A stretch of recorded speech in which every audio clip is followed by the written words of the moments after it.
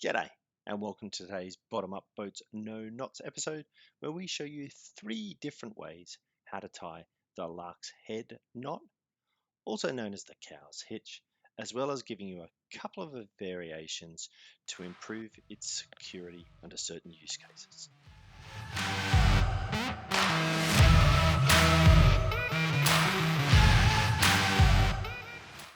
The first and simplest way to tie the Lark's head works best when you've got a small length of line.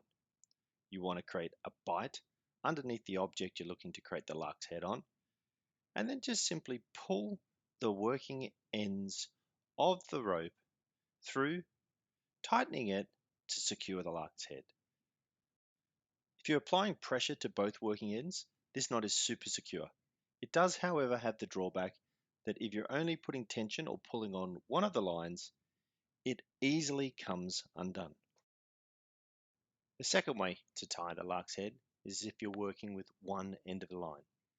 Take the working end over the fixed object, loop it around on top of yourself, back under the object, and then down through the loop to complete the Lark's head. Tying it this way does not change the situation that if you're putting pressure just on one of the lengths, it easily comes undone.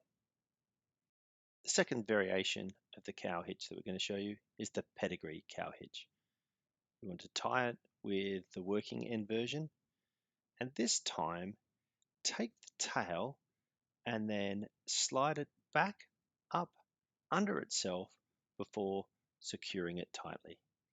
This is a great option to allow you to secure a line where you're only going to have weight on one of the lines. The third variation of the cow hitch is once again tied with the working end. Rather than going up and under, what you want to do is put a second loop around the initial part of the cow hitch before going around the stanchion for the second time and tightening it. This extra loop, once again, gives you the stability and tension on the knot when only putting load on one end.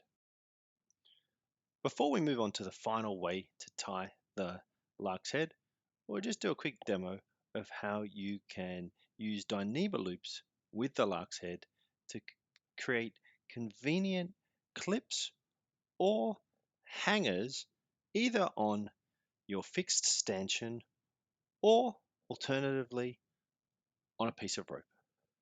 The third and final way to tie the cow hitch is great when you've got access to the top of your bollard or stanchion. You want to create a bight in your rope, putting your thumb and middle finger up in it, then turn the rope over on itself, pinching your fingers together to create the cow hitch over your middle finger. It's then just a simple case of opening up the hitch, putting it over the top of your stanchion or bollard before tightening it. Once again, the cow hitch will be great if you have tension on both lines, but will slip if you have one.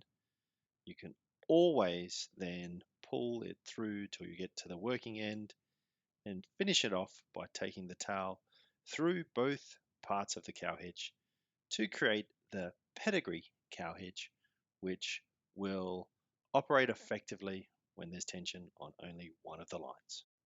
If you enjoyed today's video and learned something along the way, why not leave a like, subscribing and getting the bell on to make sure you get all of our future updates as soon as they're released.